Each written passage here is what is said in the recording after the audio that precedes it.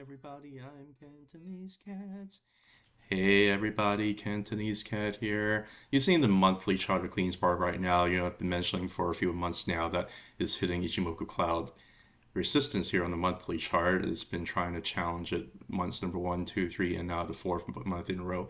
Right now, price is inside the cloud. Price is around 18.59, and the bottom of the cloud is at 18.16. And the more you're trying to challenge the cloud, the less likely this is going to be serve as resistance moving forward. It's just getting weaker and weaker, and we're really eating a lot of the supply here above. In addition, for the Ichimoku cloud, you can also see that this is also at a relatively important Fibonacci level. It's also got rejected from, which is the zero point 0.5, right around 22.17. And what you're seeing here is also a back test. It certainly got way too far, way too fast above the Tenkin right here, and it just had to kind of back test it a little bit, which is completely fine bull market behavior. It had a bullish cross over here around January or February or so between the Tenkin and Kijun. This is a generally very good indicator that most likely you're going to end up having some bullish continuation here after this consolidation at resistance. Now, if you ask me whether or not we have enough juice to try to push us above this area into the cloud, the answer is I think so. You look at the whale indicator, you can see that there is some pretty significant increase in terms of the whale inflow over here, and this is also confirmed too by looking at CleanSpark. First of all, the institutional accumulation has jumped to close to 50% in terms of their holdings, and for the month of May, there's a drastic increase of institutional ownership of CleanSpark. Again, right now, CleanSpark has about 50%, and also is showing up here on the whale accumulation, on the whale fund flow indicator over here by Black Cat. So there are a lot of energy that's really trying to push the price up higher. And the couple other things too, if you look at the Subaichi cloud, you can also see it's seriously showing a very, very similar thing. Although the Subaichi cloud is not quite inside the cloud. It's not going to get inside the cloud until 19.82. And it's not quite there yet, but it did the same thing, kind of back tested both the Tenkin and the Kijun over here, found support. And I think the next move, based on the whale accumulation, based on institutional accumulation, based on the fact that it's already challenged the resistance for about 3 or 4 times, I think this next move is probably going to be up afterwards, right? If you look at the Bollinger Band, you can see that we're touching the upper Bollinger Band here for the month with a wick, and the upper Bollinger Band right now is 19.03. It's very likely that it's going to serve as a little bit of a magnet moving forward. I think 19 may be around the area where we might end up closing the month if we don't end up, having a breakout this month. I think the next month could potentially be a breakout just because I think we've consolidated for quite some time. And a very nice volume shelf over here. And right now it's kind of on the top part of the volume shelf over here. It looks like Bollinger Band just keeps on expanding, so I think eventually it's going to let price kind of keep going up higher. It's very much a bull market. 20-minute moving average is pointing up, and the lower Bollinger Band is like all the way to the bottom. I can't even see it. So the Bollinger Band is really strongly expanded, and overall it's a very good look. Most likely we're going to end up needing to challenge the 0.5 Fibonacci level again around 22 before moving up further. Now, let's go ahead and take a look in terms of what I expect to happen in the short term. I don't usually do this. I don't usually look at the daily chart. But if you look at the daily chart, what's happening right now is you can actually see a Bollinger Band squeezing. There's a little bit of a tight squeeze over here. Now, squeezing just basically means the price has consolidated sideways for a very, very long time. It's building up a lot of energy. And then the next move after the squeeze over here is going to be a pretty powerful move, either up or down, right? As you can see, some previous squeezing over here, you end up having some pretty drastic move within like a couple weeks or so, right? And I think we've been squeezing over here too, so I wonder whether or not we're going to end the month of May relatively boring, but then maybe June could potentially be a little bit more explosive.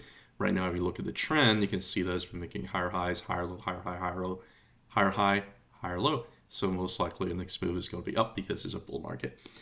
If you look at the 2-day Ichimoku cloud, very, very simple here. If I can pull it up here. Very, very simple here. It basically has a very, very similar look to Bitcoin, where it just kind of touches the 2-day Ichimoku cloud, and so far it's bouncing off of it. If you look at Bitcoin, it's basically doing a very, very similar thing. It just bounced off of the 2-day Ichimoku cloud. And you can see like the 2-day actually serves very, very good, support resistance level for Bitcoin. But in terms of clean spark, it also did, very, very similar look to it, bounced off of it. There's a little bit of weak resistance here above. I think there's a little bit of a, temporary bearish crossover here, and the Kijun is right above of it, but I'm not really that worried about it. If you look at a weekly Ichimoku cloud, you can see that right now is getting rejected so far at the Tenkan, at the blue line over here on the weekly, right? It's just kind of basically squeezing in the range between the Tenkan up here and the Kijun down here. And it's just basically kind of squeezing, squeezing, squeezing. It looks like it does want to get above the 0.382 Fibonacci level again, which is good, right? And the Tenkan resistance above is going to be around 19.2, and we might be getting a little bit close to it. We kind of close to it already. You look at the bull market support band, you're also going to see that it's going to give you a little bit of a better picture here. It is a bull market because of higher highs and higher lows, and it's been serving as support all the way up. And I think this bull market support band is going to end up pushing price up a lot higher whenever it's done consolidating. And I think the consolidation is probably going to be done pretty soon. I mean, the volume has just been really not that impressive anymore compared to this uptrend over here. All you really need is to have a little bit more, higher volume to come in before price would up higher. And I think the whales have already accumulated. So the next move, if you ask me, because of the bull support band, because of the 2-day Ichimoku cloud, because of the, not the SIPI Ichi, but because of the weekly, Ichimoku cloud just kind of ranging over here, but it's still tanking over Kijun. This is a bull trend, right? Because of a lot of these different things that I'm seeing, I really do think that the next move is probably going to be up. And if you also look at what my chart friend Tommy Jr. At Temple_camp been pointing out this mirror pattern, very, very, very nice. Right now, this area right here may be mirroring this area right here. Don't worry about the diamond bottom or the diamond top formation. You might hear a lot of people kind of worry about that. Don't worry about that. I go with the trend. The trend is up, and there's actually a strong chance this might be a diamond continuation pattern. So don't really worry about that, right? But it's very much of a mirror pattern. It's basically been forming cup and handle, like cup and handle, cup and handle, cup and handle, basically all the way up, right? So the next level is probably going to end up being a important Fibonacci.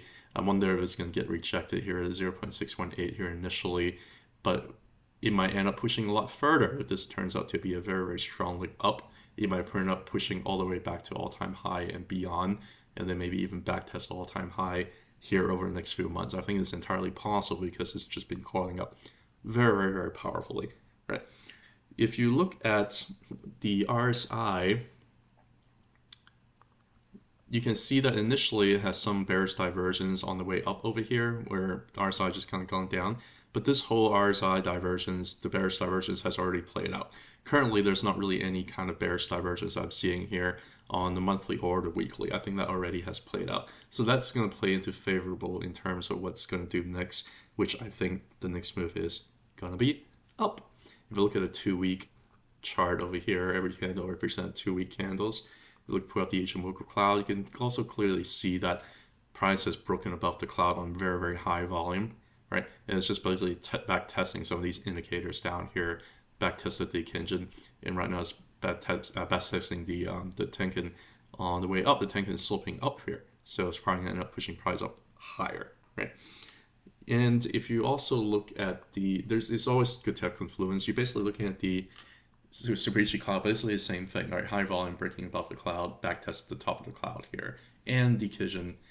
And so far it's just using Tenkan as support over here to consolidate here. Volume is going down, consolidate here before our next move, which is going to be a higher volume move. And judging by what I'm seeing over here, I think high volume move is going to end up pushing price up a lot higher. That's probably my next best bet in terms of what I expect moving forward. Now, so far so good, right? Let's go back to the monthly. I've just kind of gone through all these different time frames here. If you look at the monthly chart, what you're going to end up seeing here is that even if you don't use any fancy indicator, this is clearly a bull flag on declining volume, right? is just waiting, consolidating sideways because this whole monster move has just eaten up a lot of energy.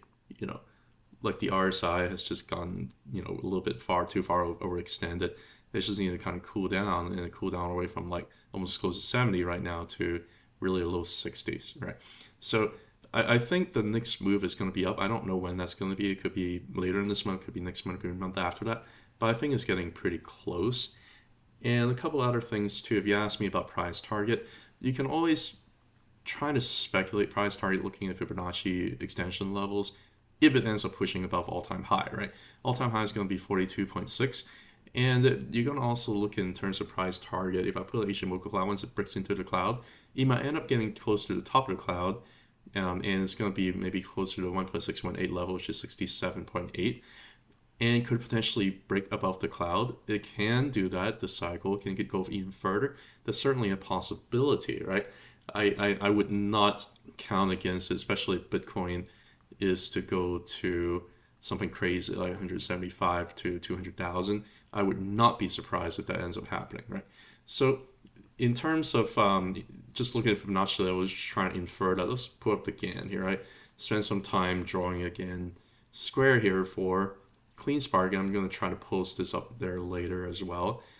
Now, if you look at the Gann square, it gives you a pretty interesting look over here. I'm going to zoom in here. I'm going to get rid of the volume bar here so you can see a little bit better. And I'm sorry there's a lot of lines. I generally don't like to keep my chart that busy, but I just wanted to show you one thing, right?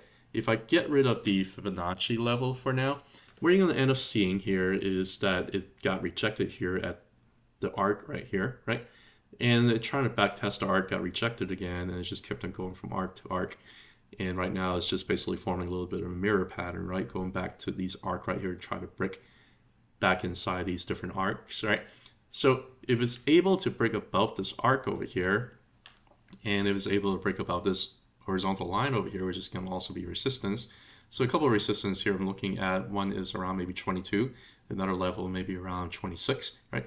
But if you break above these, you're really talking about you potentially reach some of these upper level over here around 70s, around 100, or it's not even, out of the imagination, it ends up hitting like 132, right?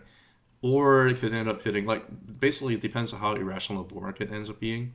This is a logarithmic chart, and these stock are very volatile, right? It went from like less than $2 all the way to like, like 20 something.